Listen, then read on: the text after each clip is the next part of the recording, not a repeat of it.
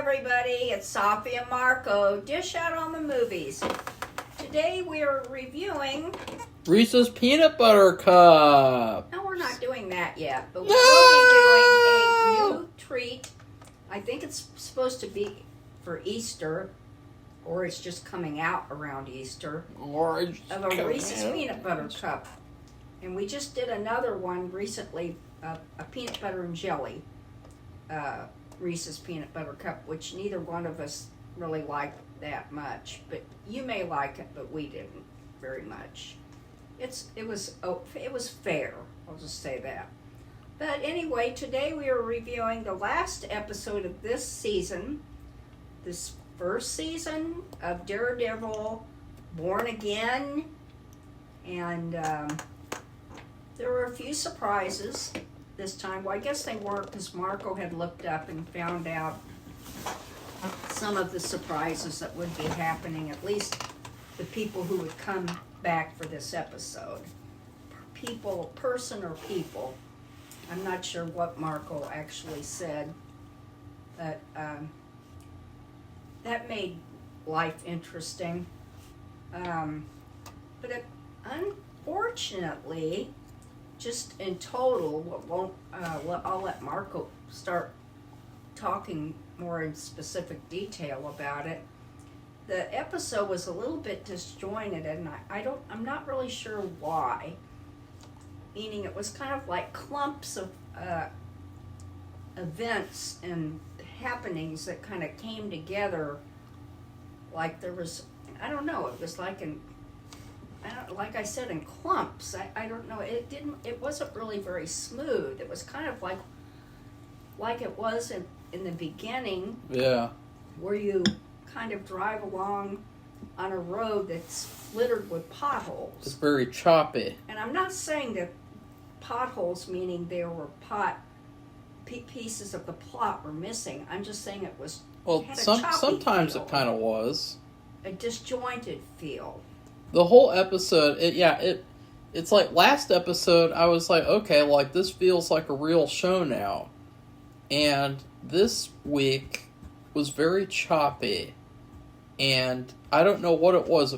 Was it the editing? Was it just the writing, the direction? I don't know what it was, because it just felt like little scenes happening here and there, like being pieced together without any rhyme or reason. Like it didn't really feel like a string of events. In fact, a lot of the events that happened, you kind of had to piece them together, and then after the fact, they'd tell you about what happened. Like the whole blackout thing. I mean, the whole city of Hell's Kitchen blacks out, and they didn't really. There's no reason given at all. It's just like completely kind of brushed over. If there was a reason, it was like I didn't even catch it because it went by so fast, and it felt like this is a major thing to happen. And at this point, like, you have to wonder too, what is the president doing about this city? Like, has the president said anything about what's going on in this city of New York? Well, even the governor of New York. Yeah. But no, nothing yet. And that feels like, I guess you could say maybe there'll be a response next season, but I don't know. It just felt like a lot of things happened in this episode without any explanation. Like, stuff just happened. And the way that it happened, it was, again, very, very choppy. Ow! Right at the beginning, I was about to chop my finger off. At the very beginning, though, they spend like 5 or so whole minutes acting like they're going to give you a big bullseye story this episode. With Dexter, or Dex, he has this whole flashback where you see Vanessa saying that, promising him that he'll be released from prison as long as he kills Foggy and then the guy that he's representing. And after that, that kind of stops, and then it jumps to Matt in the hospital, and then it jumps to Kingpin. It just jumps all over the place. And it doesn't feel like a flowing story. And this is a major issue. I mean, I think really it's a problem all the way down to the script level. Because at least for me, when you write a script, you're not only writing the scenes, you're writing the scene transitions. Like, you think about how the stuff's going to play out, and even if you don't, in editing, it should be really obvious, but with this, it feels like there's pieces missing, and it feels just very, very rough. And it kind of took away from the episode, because the episode had a number of cool things, like a number of cool scenes that happened in isolation, like, speaking of Twitter, which I try to not look at. I canceled it. When you go on Twitter, people just post these scenes out of context, and they make GIFs of them, like, an hour after the episode's released. Like, the whole thing with the Kingpin killing that police commissioner, they made a GIF of that already. And so, like, when you see those things in isolation, they're cool. Kind of. But then when you watch them in the actual episode, it's like, this doesn't really feel like a great episode of Daredevil. Or even just a great episode of TV. Because, like, you go back to Breaking Bad, or you go back to Better Call Saul seasons 1 through 3 only. And, even, like, season 1 of Better Call Saul, you could have, like, an episode, like, episode 3, I think. Let's see, I'm trying to... No, not episode 3. Episode 3 wasn't very good. Episode 4, which was called Hero. And in that one, it was a very simple story where, basically, Jimmy put up a billboard because he knew that they would force him to take it down, and so that then he could stage this event where he saved this other guy taking it down who was supposedly under big threat of falling off the billboard. And it was a very simple story, but the thing is that it built all the way up to that moment really well, to where that moment really meant something, and it wasn't just like, oh yeah, that one thing happened, among other things in the episode. And so, like, that's what this show needs to do. Instead of being all over the place, they need to figure out how to build up to things. They need to figure out how to, because last episode was good. They did it last episode, they didn't do it this one, though. That's what really pissed me off. Like, this was their episode. The new people who make the show now, this was completely their episode, and I find that hard to believe. I couldn't even tell that. I thought that this was exactly like the episodes in the whole middle of the season, those terrible episodes. I thought it was exactly the same. So except with better characters at the forefront, like Punisher and Karen. Other than that, I mean, it's really not different. I mean, it just there's so many things about this episode, Safi. After that monologue, what do you have to say? Do you have to say anything about Reese's Cups? No, we're not doing that now. Do you have to say anything about Winona Ryder? All I have to say is, I don't believe that it was just the new people. Or if it was, it seems like some things were already made, and they had their own things, because you had to have, first of all, we were left with last week, Matt figured out that Vanessa had called for the killing of Foggy. Why? So they settled that. That was like, why did they do that? So Karen shows up. I don't know if Marco wants to go into that, but she shows up, and she helps Daredevil. Remember, he was injured. Here's an example of how choppy this episode is. Safi just jumped ahead. I don't know why she didn't talk about the whole episode, but Matthew Murdock escapes the hospital somehow, well, and I didn't even think he escaped. I thought, had a question about that. I thought he was still in the hospital. I thought he was going to. he was going to get killed if he stayed there. Well, okay, I guess let's just go back to the beginning because Safi's fucking it up already.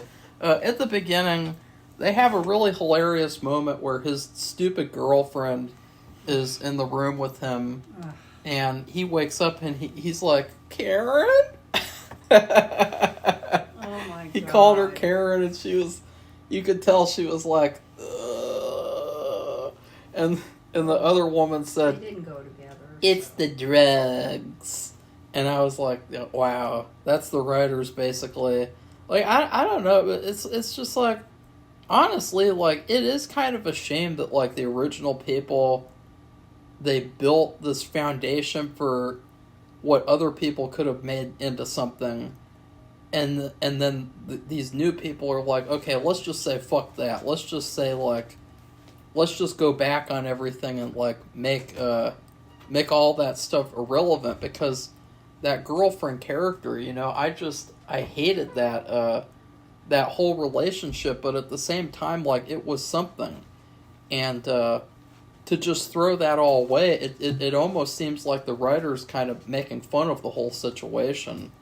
And but I thought that was hilarious. So it was just kind of bizarre, though, because it you can feel like this is a different show, and you can feel like the show that the other people made was also a different show. Like, there's a very serious conflict of storytelling here, where I guess both groups of people don't really know how to tell a proper story without just being very choppy and all over the place, which, you know, TV writing is very hard because you're balancing multiple characters and you're telling a long-form story, which means that you're not making a movie where everything is wrapped up at the end. You know, you're telling a continuing story. But it feels like a bit of a weakness of the writers to just throw away the girlfriend character like they have.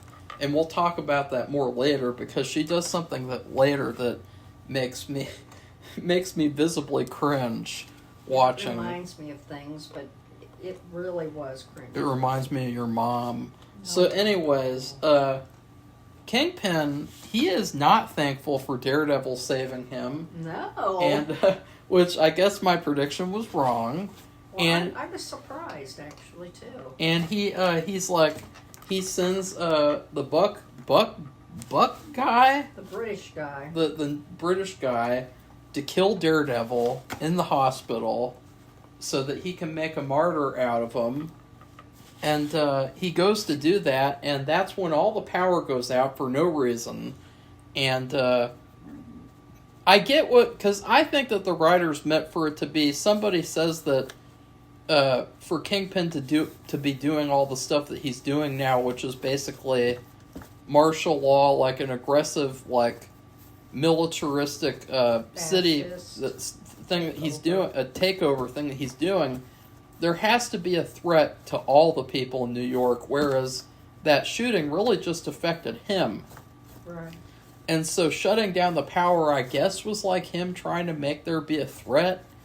I guess to trigger a threat, because then a bunch of people looted and did all the stuff that they did. But, like, Matt escapes his room, but, like, you never see the power getting turned off, like, no. By order of Kingpin. It just is turned off. Did he say that?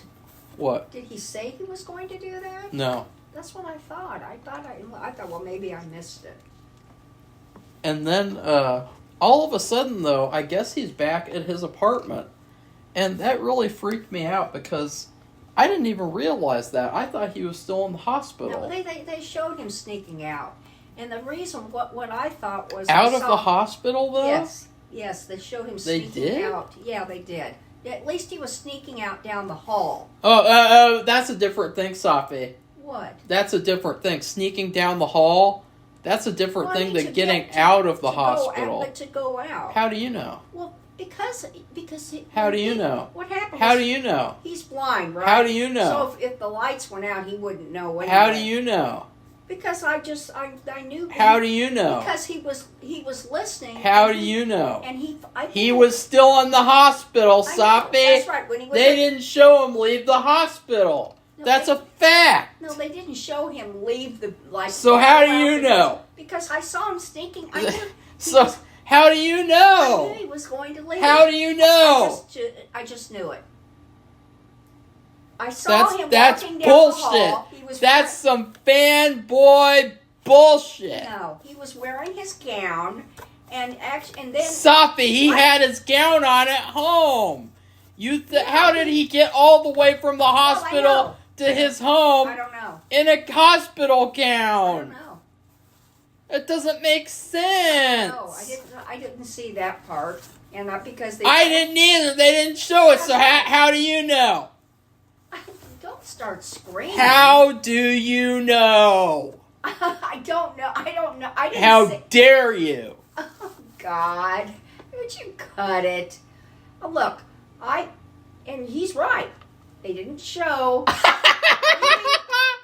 I know I'm right. I'm right about 99% of the time. I saw him sneaking down the hall, and I didn't even know the power had gone out.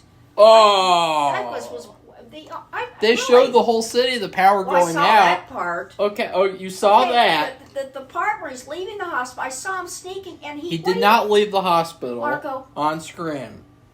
And I thought he didn't leave. Leave the building. Yeah, he didn't leave the building. But he was walking down the hall surreptitiously. Nah. There was a very similar thing that happened on the Blacklist season 3 or 2. I can't remember, where he was trapped in like a hospital, I think, and he was trying. Or no, it might have been Daredevil. And they very thoroughly went through it, and it just wasn't like he escaped the hospital. I think it might have been Daredevil. Season 2, maybe? I can't remember.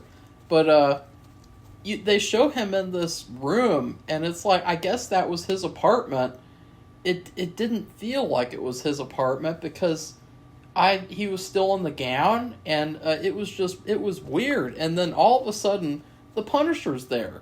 He never showed up on screen. He's just there.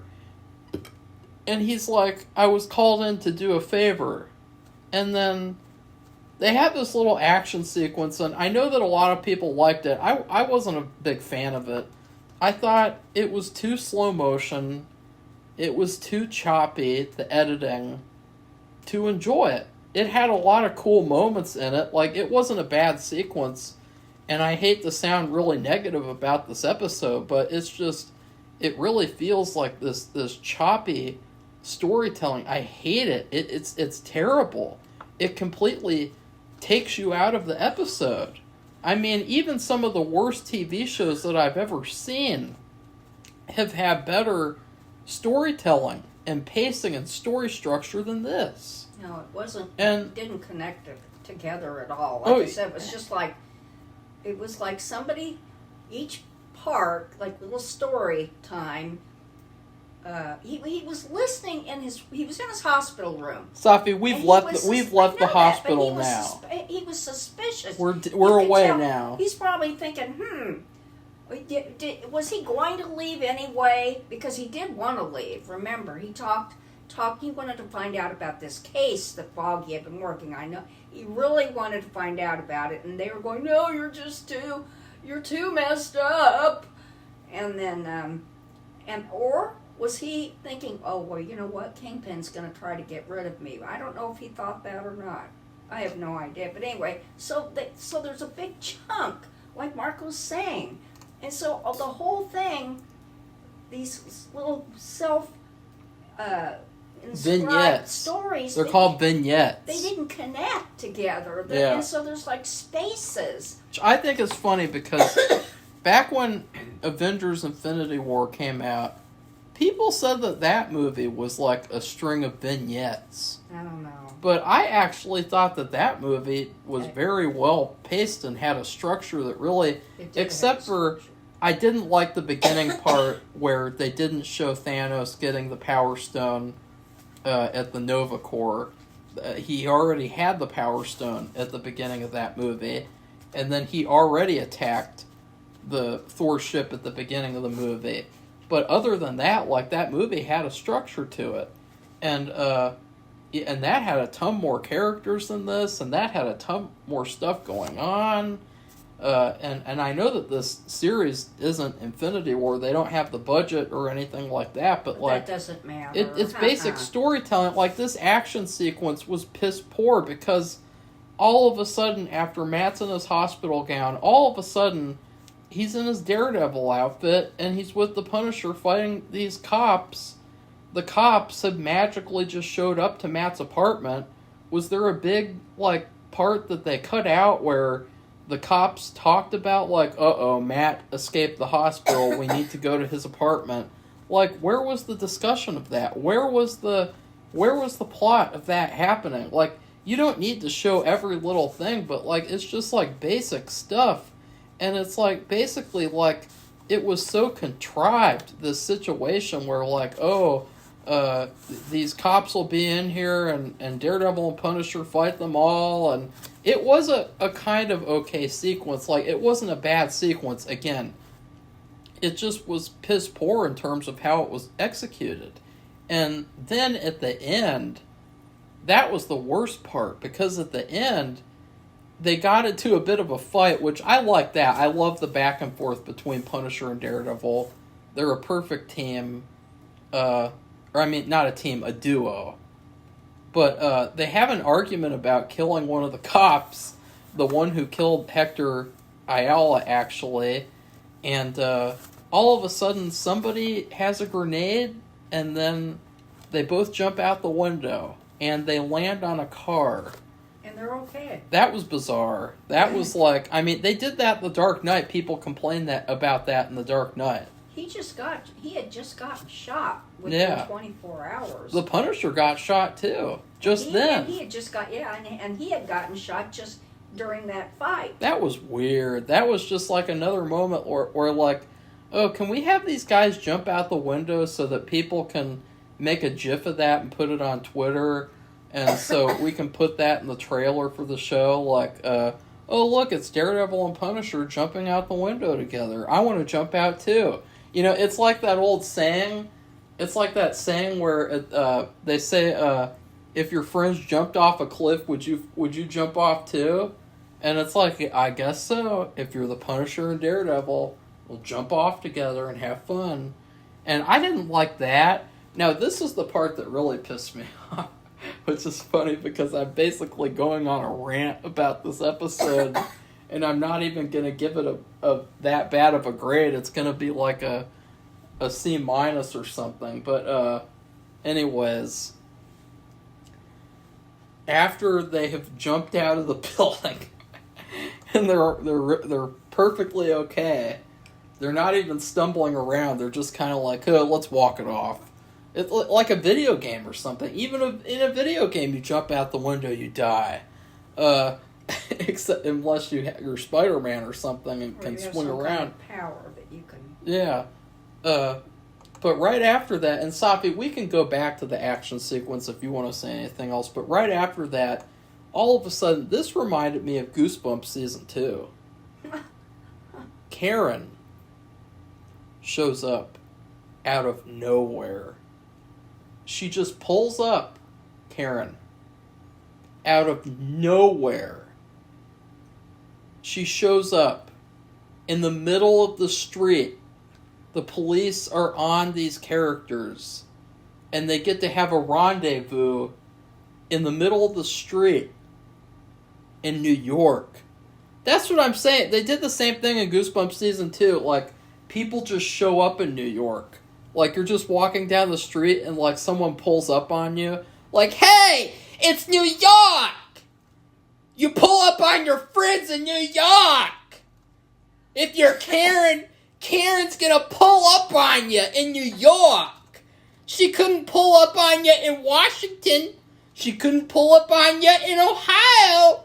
She could only pull up on you in New York. Because New York has fast travel. Right, Safi? Like, what the fuck was up with that? And then she clarifies she was the one who called in the favor, Punisher helping. It's just, yeah. I hate it. It's so stupid. It's so dumb. Why can't they just write a story? Safi, what do you have to say? Well, nobody's here upstairs right now, people are on vacation or something, No, and they went to graduation. And there's no people in the other apartments right now, and so I just feel like it's a good time to talk about a bad episode of TV or a bad show. Safi, what do you have to say about all this garbage?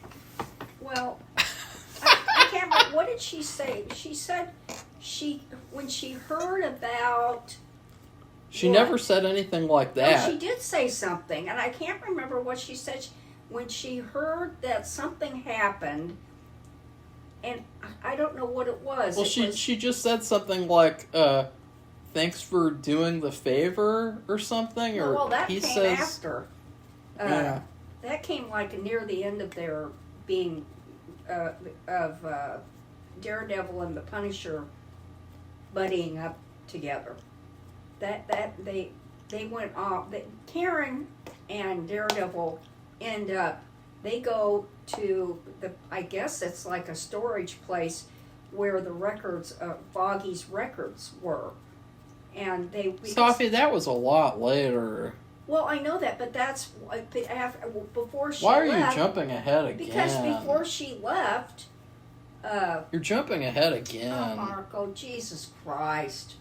You just went on and on and on. I went through the actions as they happened in the episode. Now you're just jumping ahead they're again. all together in the car. You're like a fucking you're like a fucking leapfrog or some shit. They go to Punisher's apartment. You're like a fucking leapfrog. Okay, well they go. What are you, a fucking leapfrog? Marco, don't swear like that. The fucking leapfrog and Marco dish out on movies. They go to the Punisher's apartment, and she tends their wounds, and then she says why she's there, because she had heard something, and I don't remember. She said it real quick, and then they talk about stuff, but anyway, Matt brings up the fact of this thing that Foggy was working on, and he has it in his mind. He wants to know what he was working on, because Vanessa had put the hit out on him. It wasn't an accident or whatever they thought it was originally. There was a hit on Foggy, and he told her that. So that's why they left. But so, and they asked that other guy to come with them, but he didn't want to do it. Okay? Well, now what do you want me to talk about now? I don't know. You just said that you would talk about the show, and you didn't. Well, anyway, but you have these. So we go to another. You never talked about the action scene. What did you think about the action scene? Well, did you think it was cool? Hard to see. Did you like that cool action scene? It was very violent. Did you like the cool fighting stunts? It was hard to see. You know what I thought? Because it was so dark. I thought it was like, it's kind of like a controlled simulation, you know, like they have like in Silence of the Lambs, you know, where she's going around doing the training to be an FBI agent, and she's got to check all the corners and shit. Like, that's what it reminded me of. She's got the little rubber gun or the wooden gun, and she's got the... And what they did, like, at least half of the time when the cops came, and they all started battling, you know, half the time, Punisher was saying, "You really gonna do that?" or "You really need to do that?" and or Daredevil say, "You don't do that," meaning don't kill that person. Yeah, you don't need to kill. So both of them were telling each other not to do that, and I thought that was really weird. Don't do that. Don't do that. Don't do that. I mean, they both did it, not just like.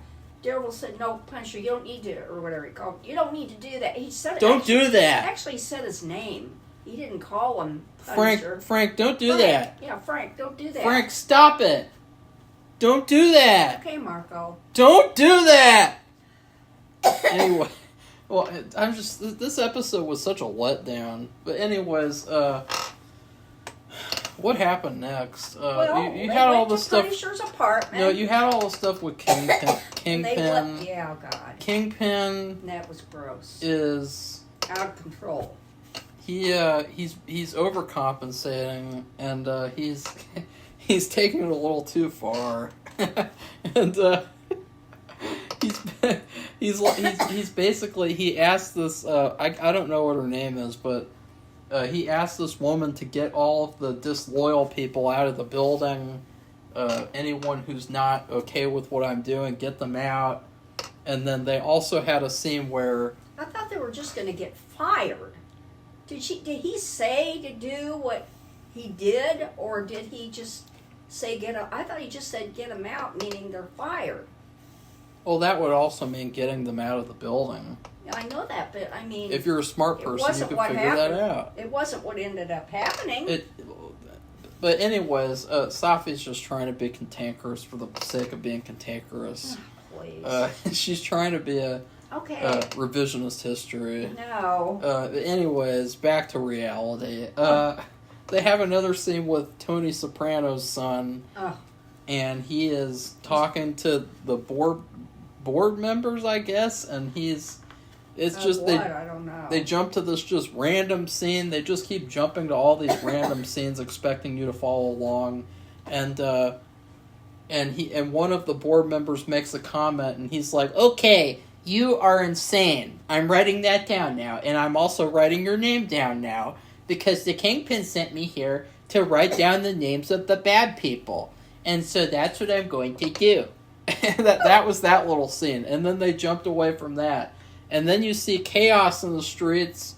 Cats and dogs are doing things together, and just it's very chaotic. And there's this guy, and he steals the TV so that he can watch a better show. He can watch the Netflix show, and but unfortunately, the police kill him. And also, this would be addressed by somebody, because all this stuff, like, you can't just do this type of thing to this extent. I mean, it's very, very extreme to the point that they've gotten to, where you can just shoot people and just, like, left and right, and there's no due process and all that crap. But sounds familiar. But there's this one guy, and he says, "He's just a kid who was trying to watch the better Daredevil show." And the other guy says, "No, he's not." And then he puts a mask on his face and says, "He was a masked vigilante, so he's a bad guy." And they just jump over that to the next thing, and it's like, oh wow, that was you really just glazed right over that. Well, wait a minute. Before we saw that kind of thing, and the vision of the people out in the streets going nuts, and fires and all kinds of craziness, didn't he declare martial law? Yeah. Oh, okay. So yeah, Kingpin declared martial law. Everybody had to be in by 8:00. No, that was after the curfew was after the night was over. Okay. As I said, the whole episode was very confusing and all over the place. It was just so fragmented, and anyways, then the Punisher is listening to the police on a police radio that he got from one of them, and they talk about how there's going to be this big thing going down at I guess this big boat. Is that what they call the Red Hook? Because they said the Red Hook a million times in the episode. And so he decides to go there alone to try to kill all the bad guys in this operation. And this whole task force, which is not just 5 people. It's like 25 or more. No, there's thousands. Or there's 1,000. Oh, God. Well, that's more than 25. And so he shows up and tries to kill them himself. That was really bizarre. And stupid. Ridiculous. That was dumb.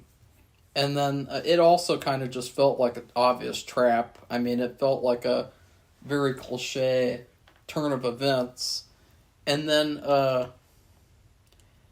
Matt and Karen go there, and there's also like this whole kind of... And I will say, like, they have really good chemistry, Daredevil and Karen, and they work really good together. Better than him and the psychiatrist. But they also... Safi didn't finish season 2 of Daredevil because she gave up on the show. Oh, so, but in season 2, there was kind of a brewing romance between the Punisher and Karen, and so they kind of hinted at that in this episode as well.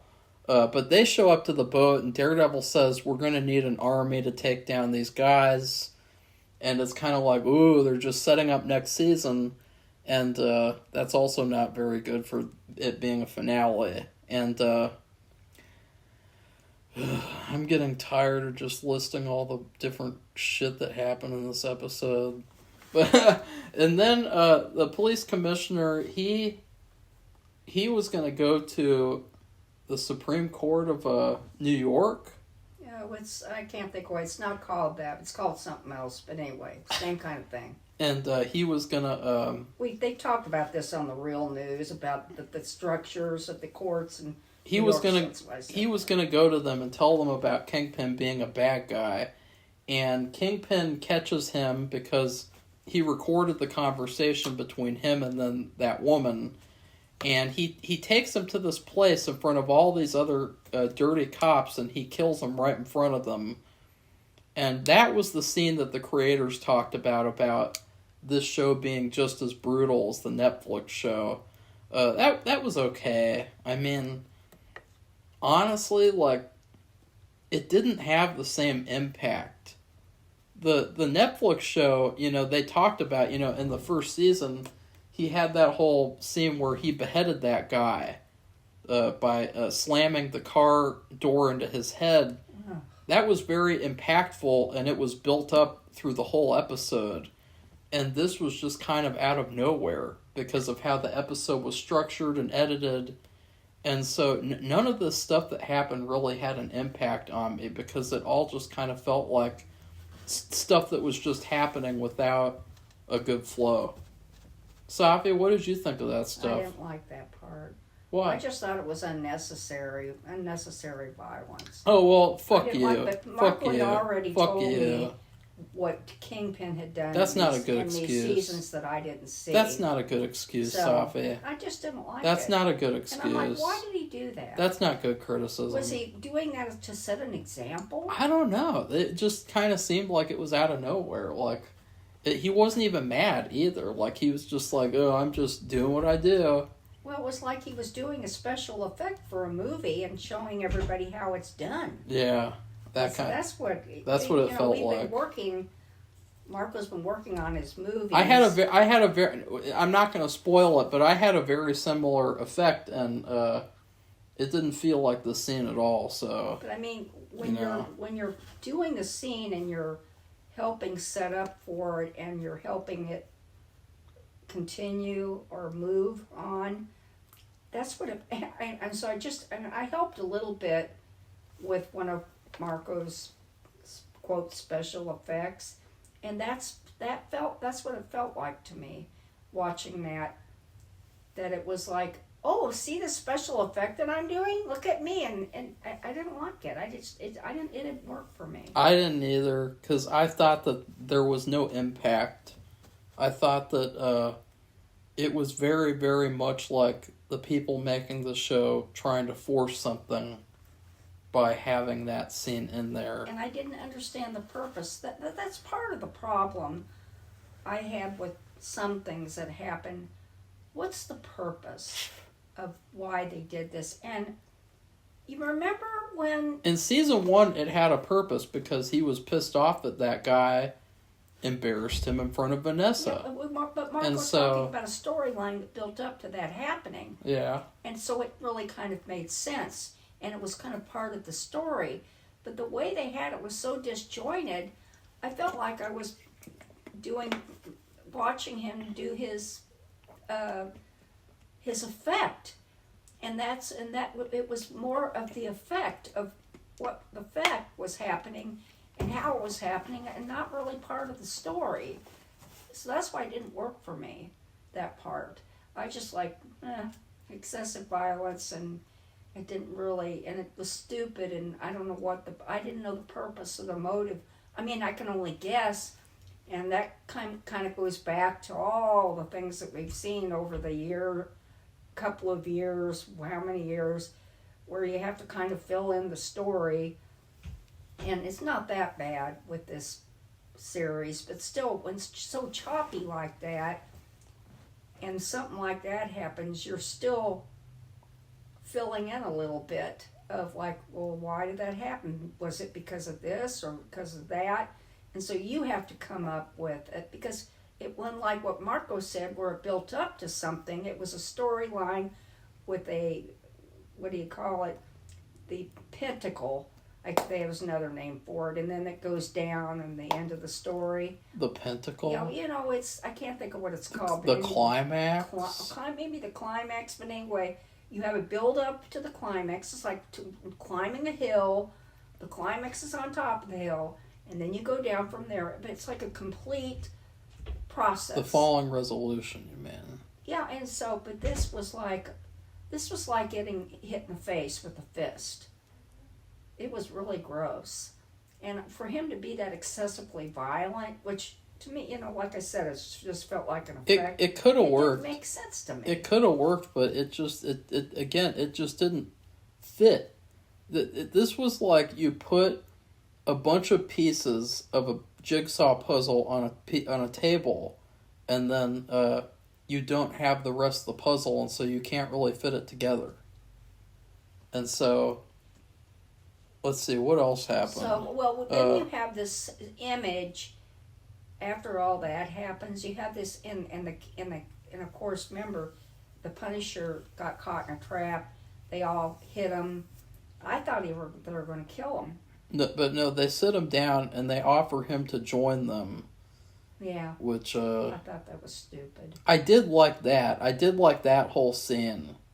That was probably my favorite scene of the episode, because it was very complete. I loved getting to see his reaction to these police idealizing him, and I felt like it was such a great moment for his character, because I thought we were never going to get that. I mean, the show set that up, and then they didn't do anything with it at all throughout the season until now. They also had a moment, this is the thing that I wanted to bring up, Matt's girlfriend, she has joined Kingpin, and Matt told her when he had her become his therapist, he was doing that so that he could get into her life and just force him to get closer and closer and closer to get control, and especially get into Matt's life as well. And, he offers her a role as, the chief administrator of mental health or something. Yeah. And she takes it, and she acts like he's a good guy. And she was, like one of those bots that you see. Safi called her a ninny. I called her a ninny. Is that she's a ninny bot. Is that similar to the M word, or is that different? Is that not a racial thing? A ninny. Because I thought that was strange. She's just so weak. You're like, she's a ninny. She's so weak. What weak. is that? She's weak, but she's really a bot. She's like one of those bots. Is that the government right now? One of those Barbie bots. Is that the other M word? She's a Barbie bot. Ninny? No, it has nothing to do with that. What are you talking about? Well, she's not white, so what is it? It has nothing to do. I don't know anything about that. I don't know what you're talking about. She's weak, and she's a bot, and she's like those Barbie bots. She'd make for a good love interest. You know where they are. She'd make for a good love interest, but just not with Matt. She's a Barbie ninny bot. So anyway.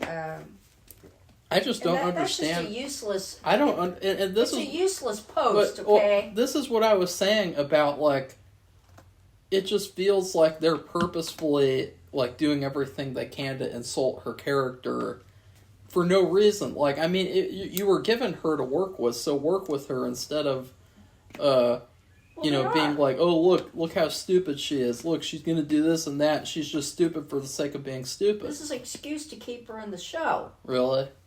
Sure.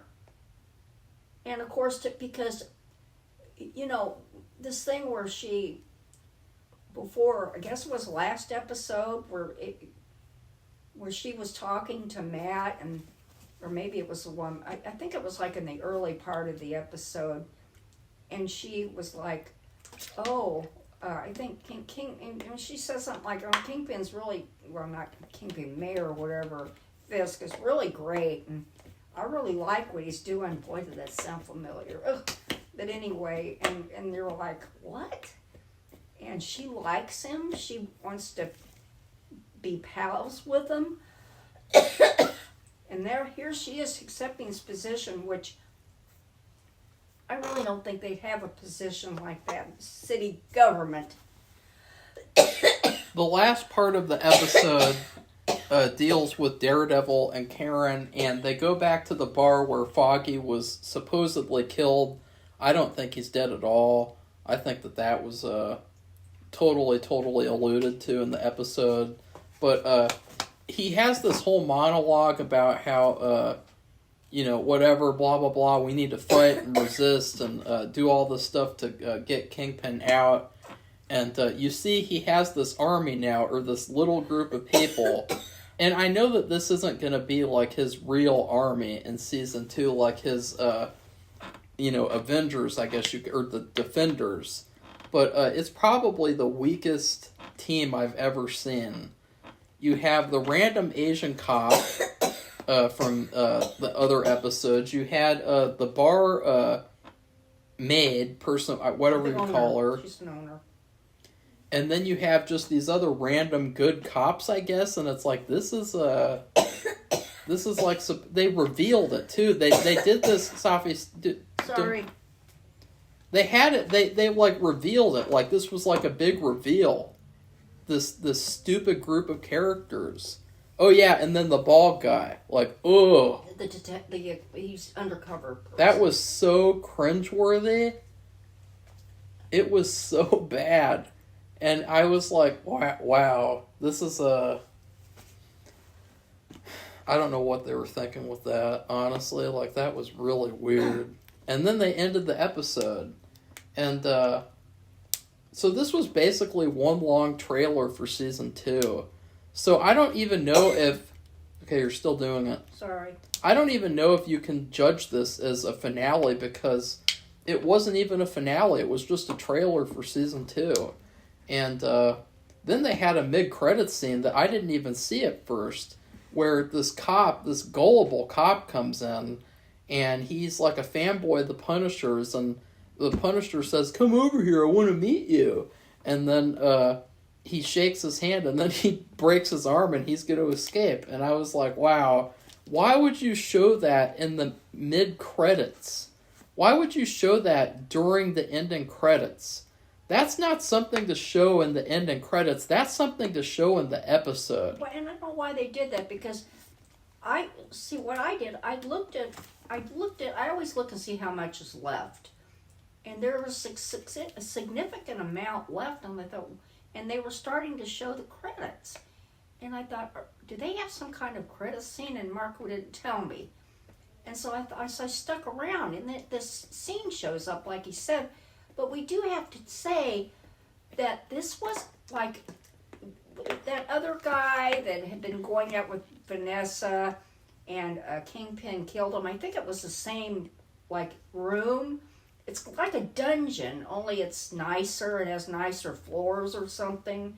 But they showed Kingpin and Vanessa strolling down the way, and then they left and went away. And then they showed what they were looking at, and their cages, big cages, all amongst this, all along the in the sides of the room, and all those people that he said we thought they were going to quote get fired. They were locked up in these cages. And I didn't recognize any of them, but Wallow was there too. Yeah, Marco recognized the guy who did. I thought that was weird Wallow. Because it was just something that just like, oh, he's randomly in there, and then they never showed how he got in there though, or anything. Never showed that, no. It's just like things happen and you're supposed to accept them. Yeah, he was in like the end one, but what killed me is that knowing how really clever he is and how dangerous he is, they just let this one guy guard him, and he's so stupid and naive. You know, you have this clever task force. They're going to rid the world of people wearing costumes and defending the rights of others because they can't get that with the real police because they're corrupt now, okay? And so they let this naive guy take care of him. And you knew what was going to happen.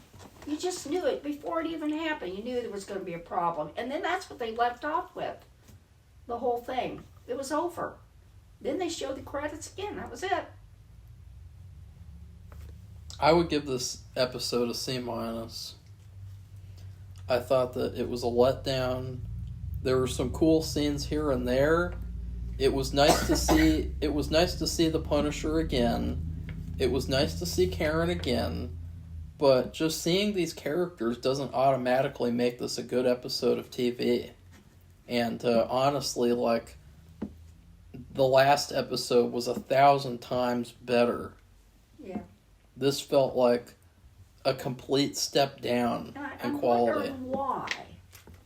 Marco says it was written by the same group of people who did the last episode.